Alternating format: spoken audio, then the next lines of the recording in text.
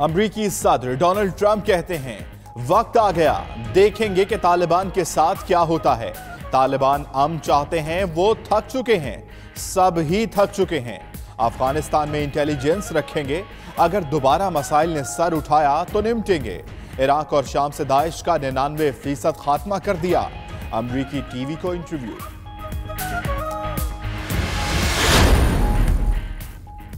तुर्क सदर रजब Tayyip Erdogan का कहना है कि शाम की तकसीम के खिलाफ है। ईरान और रूस को इससे आगाह कर दिया। शाम की इलाकाई सालमियत और सियासी इत्तेहाद को बुनियादी अहमियत देते हैं।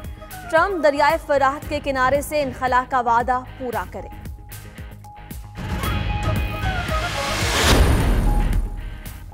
रूस में मुसाफिर बस मोड़ मुड़ते हुए उलट गई। 4 बच्चों समेत 7 अफराद लुक़मा अजल बन गए। 30 से ज़ायद जख्मी अफराद हॉस्पिटल मुंतकिल।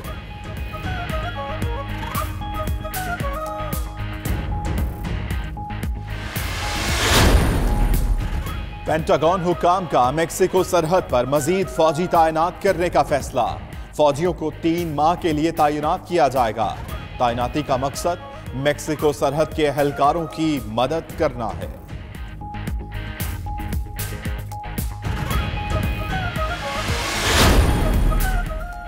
मसीहों के रूहानी पेशवा पॉप फ्रांसिस तारीखी दौरे पर यूएई पहुंच गए। यूएई के वली अहद शहजादा शेख मोहम्मद बिन जायद अल नहयान ने इस्तकबाल किया। पॉप फ्रांसिस बैनुल मज़ाहिब कॉन्फ्रेंस में भी शिरकत करेंगे।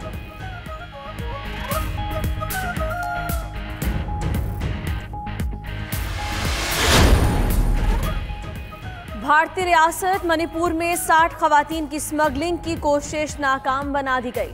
मुश्तबा अफराद गिरफ्तार। खवातीन को म्यांमार की सरहद से खलीजी और दीगर जनूबी एशियाई ममालिक में भेजा जा रहा था। भारतीय फिल्म साज ने इम्तजादी शहरियत तरमीमी बिल पर एहतजाजन पद्मा श्री अवार्ड वापस कर दिया। अरिबम सयाम शर्मा मुसलमानों को शहरियत ना देने पर एहतजाज कर रहे थे। नाकिदीन का कहना है कि ऐसा करके मोदी हुकूमत ने मुस्लिम दुश्मनी का सबूत दिया है। भारतीय रियासत बहार में ट्रेन ट्रैक से उतर गई। 7 अफराद हलाक, 10 जख्मी। मुसाफिर ट्रेन बहार से नई दिल्ली जा रही थी। मुतादिद जख्मियों की हालत तशवीशनाक।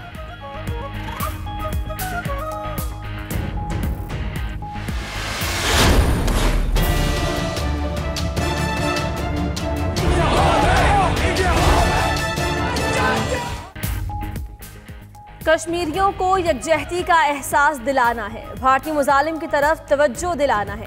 5 फरवरी को यौम यकजहती कश्मीर नए आज़म के साथ मनाना है। पाकिस्तान और दीगर मुल्कों में रैलियों और तकरीबात को सजाना है। शाह महमूद लंदन पहुंच गए। कश्मीर कॉन्फ्रेंस से खिताब करेंगे। कहते हैं मकबूजा कश्मीर के हालात बिगड़ रहे हैं, मसला मुज़ाकरात से हल करना चाहिए। स्पेन के शहर बार्सिलोना में पाकिस्तानी और कश्मीरी कम्युनिटी की यौम यकजहती कश्मीर के हवाले से रैली।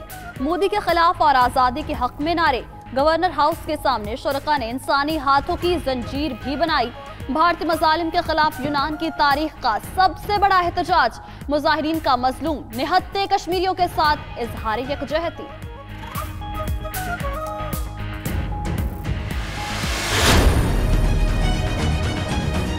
साहिवाल की जो ट्रेजेडी है उसमें जो ख़ानदान है उसके साथ प्राइम मिनिस्टर साहब ने मुकम्मल यकजहती का ऐलान किया है और इंशाअल्लाह ताला इंसाफ जो है उनको पहुँचाने के लिए जो भी इक़दाम हैं उनकी प्राइम मिनिस्टर ने उस्मान बुज़दार साहब को, चीफ मिनिस्टर साहब को हदायत की है।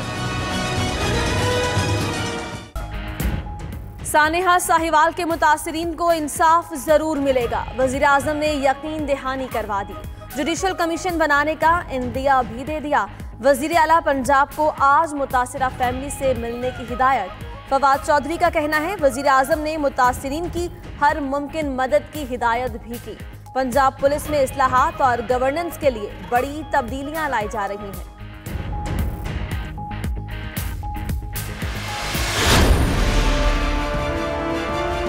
नवाज शरीफ और आसिफ जरदारी का तो आखिरी जो जिंदगी का सस्पेंस है वो यही है कि आखिरी जिंदगी उन्होंने जेल में गुजारनी है या लंदन में गुजारनी है। ये बात आम आदमी ज़रूर सोचता है कि जब कोई बड़ा आदमी कोई जेल में जाता है तो वो फौरन बीमार भी हो जाता है। नवाज शरीफ और आसिफ जरदारी बाकी उम्र जेल में गुजारेंगे या लंदन में? फवाद चौधरी कहते हैं कोई बड़ा आदमी जेल जाए तो बीमार पड़ जाता है। मरियम औरंगजेब कहती हैं फवाद चौधरी ने नवाज शरीफ की बाकी जिंदगी के मुतालिक बयान तब भी दिया था जब वो खुद मुशर्रफ के साथी थे। वो बताएं अपनी बाकी जिंदगी किस पार्टी में गुजारनी है।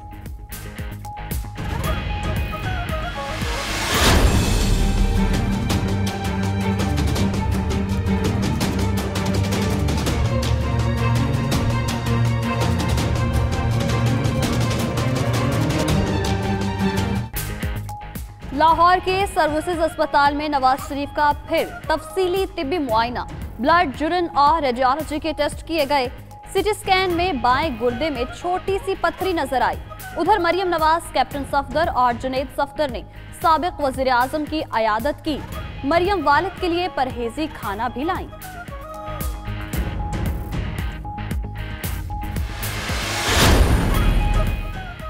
लीगी कारकुनों का नवाज शरीफ से अनोखा इजहार यकजहती। सर्विसेज हॉस्पिटल की दीवारों पर बैनर्स नस्ब किए, कैंप भी लगाया, लेकिन खुद गायब हो गए। कारकुनों ने नवाज शरीफ के हॉस्पिटल से डिस्चार्ज होने तक बैठने का अहद किया था।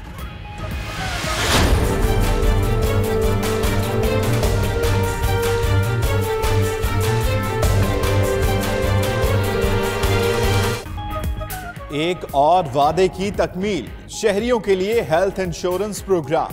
वजीर आजम आज इफ्तिताह करेंगे। हेल्थ इंश्योरेंस कार्ड होल्डर 7,20,000 रुपए सालाना तक इलाज करा सकेगा। मुल्क भर में 165 सरकारी और निजी अस्पतालों में इलाज होगा। दिल का ऑपरेशन, स्टंट, कीमोथेरेपी, रेडियोथेरेपी और दीगर सहूलियात हासिल होंगी।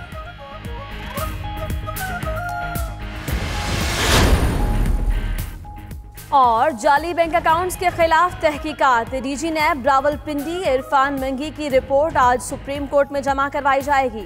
केस में नैब रावलपिंडी की इब्तदाई रिपोर्ट नैब हेडक्वार्टर्स को मिल गई। अरबों की मनी लॉन्ड्रिंग में मुलव्विस अहम अफराद भी नैब के रडार पर आ गए।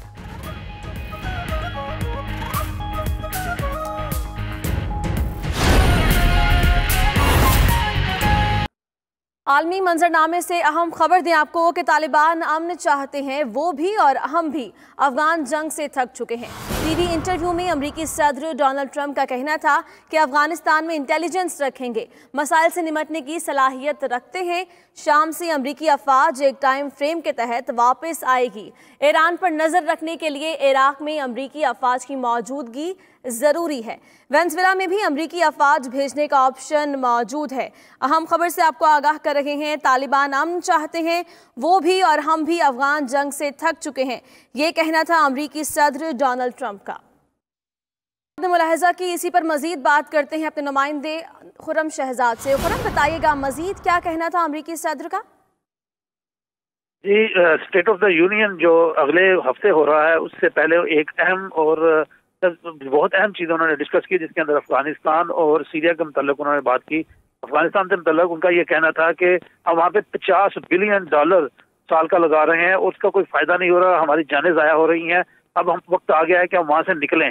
इसके अलावा उन्होंने सीरिया के मुताल्लिक बात की कि वहाँ पे प्रेसिडेंट जो ओबामा थे, उन्होंने ना जाके गलती की और हमने वहाँ पे जाके मामला ठीक किए और आईसिस जिसे दाइश का नाम दिया जाता है, उसको वहाँ पे 99% हमने एलिमिनेट कर दिया, लेकिन वहाँ पे अभी भी 2000 फौजी मौजूद हैं, अमरीकी फौजी वहाँ पे मौजूद हैं। अफगानिस्तान मुतल्लिक उनका ये कहना है कि हमारी पूरी कोशिश है कि जल्द से जल्द वहाँ से निकल सके, क्योंकि वो एक ऐसी दलदल है जिसके अंदर हम फंसते जा रहे हैं और $ट्रिलियंस हमने स्पेंड कर दिए, लेकिन अभी तक कोई नतीजा नहीं निकला। तालिबान से मुतल्लिक उनका ये कहना था कि तालिबान को हम टेबल पे लेके आए हैं, उनसे बात करना चाहते हैं, उनसे मिलकर बात करना चाहते हैं, लेकिन अगर उन्होंने सर उठाने की कोशिश की और हमारे साथ दोबारा टाकरा करने की कोशिश की तो हमारे पास बड़े जहाज हैं, बड़े कार्गो जहाज हैं, हम दोबारा वापस आएंगे और दोबारा स्ट्राइक करेंगे।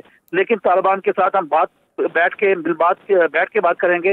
तालिबान की गवर्नमेंट के साथ बनाने के अंदर जो मुशावरत हो रही है उसको वो भी इस वक्त अंडरवे है और इंटेलिजेंस जो वहाँ पे नेटवर्क हमने बिछाया हुआ है वो भी इसी तरह से एस्टेब्लिश रहेगा। हमारी जो फौज है वो वहाँ पे उनका निकलना जरूरी है, जो हमारे अखराजात वहाँ पे हो रहे हैं उसका कम होना जरूरी है। $50 बिलियन साल का हम जाया कर रहे हैं, उसको हमने रोकना है हर सूरत में। और उनका ये कहना था कि आने वाले दिनों में जो $50 बिलियन है वो अफगानिस्तान अपने तालीम और सेहत और इस तरह के जो दूसरे डेवलपमेंटल जो प्रोजेक्ट है वहाँ पे लगाने के काबिल हो जाएगा जब हम वहाँ पे मौजूद नहीं होंगे। एक सवाल के जवाब में उनका ये कहना था कि फौज वहाँ पे नाम हो तो पेचीदगियाँ किस तरह की होंगी। उनका ये कहना था ये आने वाला वक्त बताएगा कि वहाँ पे क्या पेचीदगियाँ पैदा होंगी, लेकिन इस वक्त हम तालिबान के साथ मुकम्मल तौर पर बात करने के लिए तैयार हैं और तालिबान भी इस वार से थक चुके हैं, हम भी इस वार से थक चुके हैं। तो लग रहा है कि अमेरिका इस वक्त भी बाहर निकलने के मूड में है। और यहाँ पे जो तजिया निगार हैं डिफेंस, उनका ये कहना है कि आने वाले जो स्टेट ऑफ यूनियन का जो खिताब है इसके अंदर वो हो सकता है सदर ट्रंप जो है अफगानिस्तान से फौज के इनखला का